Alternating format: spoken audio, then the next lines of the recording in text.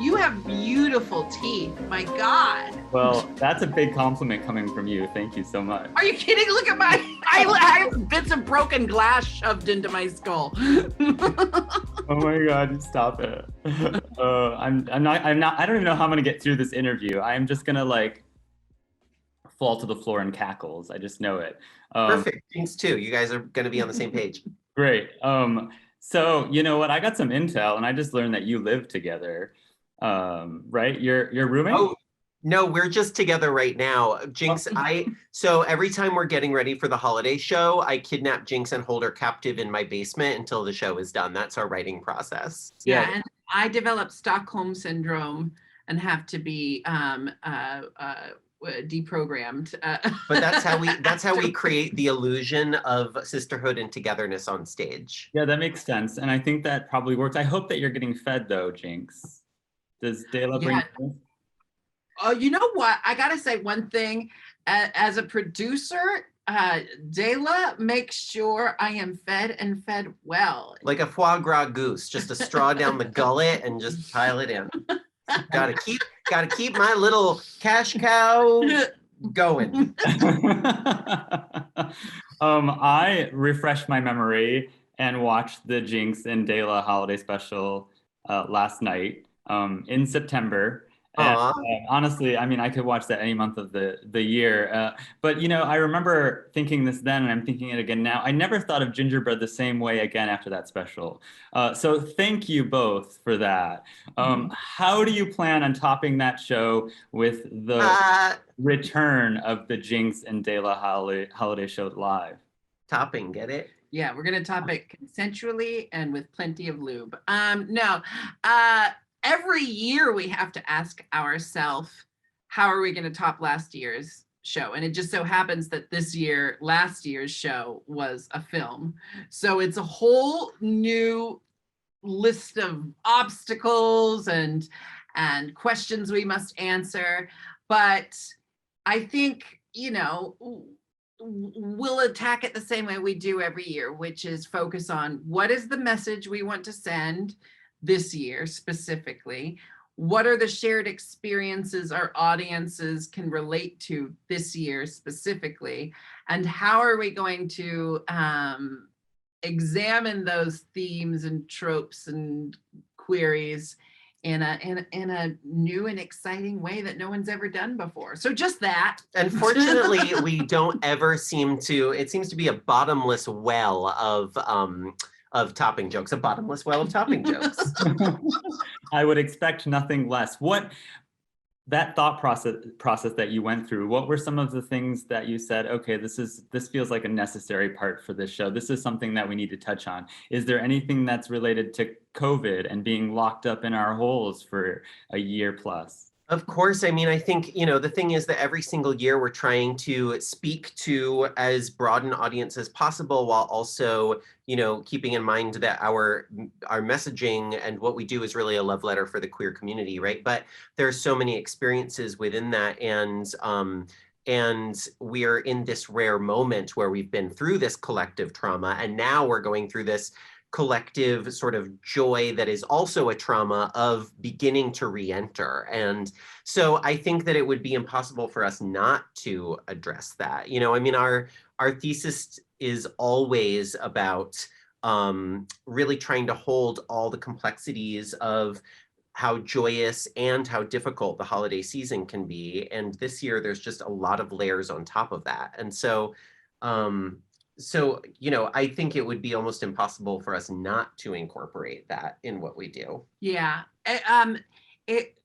it's funny because our writing styles, when we first started collaborating, I'm very much someone who kind of like, I take what happened in my life, I form a story around it, and very much just tell you stories from my life.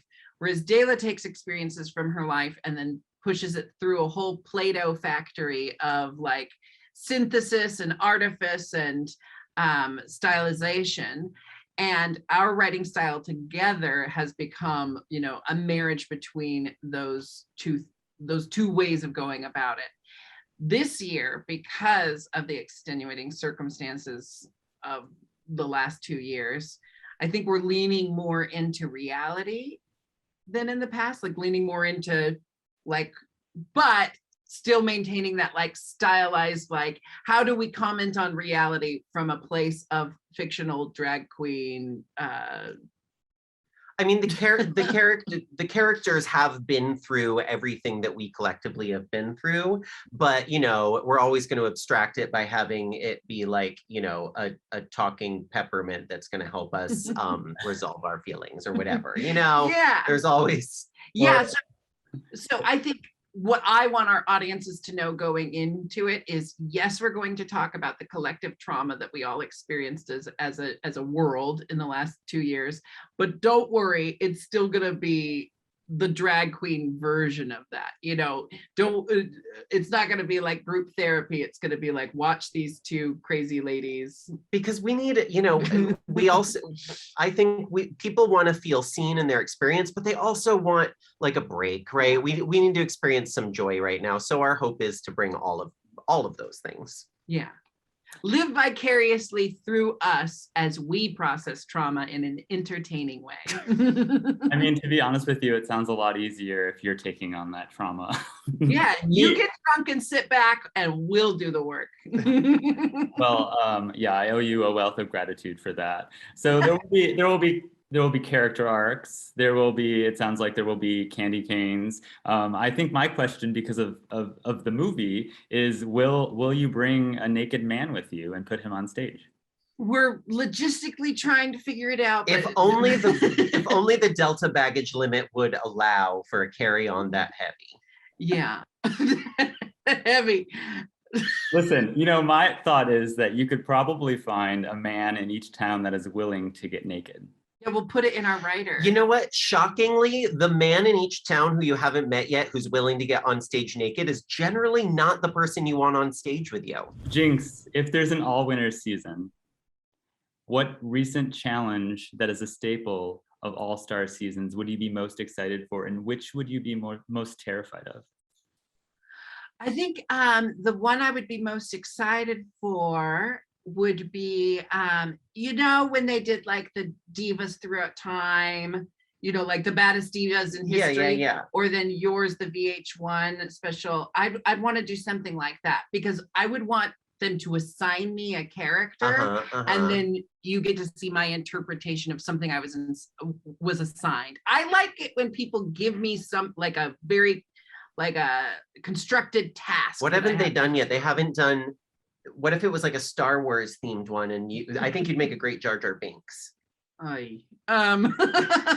the thing I'd be most terrified of is the same things I was terrified of when I did season 5, which is anything involving me sewing or creating my own look, because I have great ideas, but they don't translate. I don't have the digital dexterity required to make my ideas come true in real life. Jinkx, something that you've taught me is that you can make a podcast about anything, even if it's rewatching Futurama. That is the takeaway. That is the takeaway. Yeah, I have one podcast where we just watch Futurama and talk about it, and then I have another podcast where the premise is just talking. But honestly, okay, so my question though is for DeLa, what show do you love enough that you'd want to do a recap podcast of? Oh my God, that's such a good question. Well, I mean, I'm always singing the praises of Pee-wee's Playhouse, and I do feel like that would be a fun revisiting. But I mean, if I'm really, I don't know, if I'm speaking just as my own truest inner self, I rewatch BoJack Horseman like over and over and over again, all 6 seasons, pretty much on a constant loop. So, and I think that one deserves a lot of heavy analysis and deconstruction. So, yes, like a way overly intellectualized podcast about BoJack is probably my jam. That or Community. She can also tell you a lot about Community. It's true. I can go in real hard on Community as well.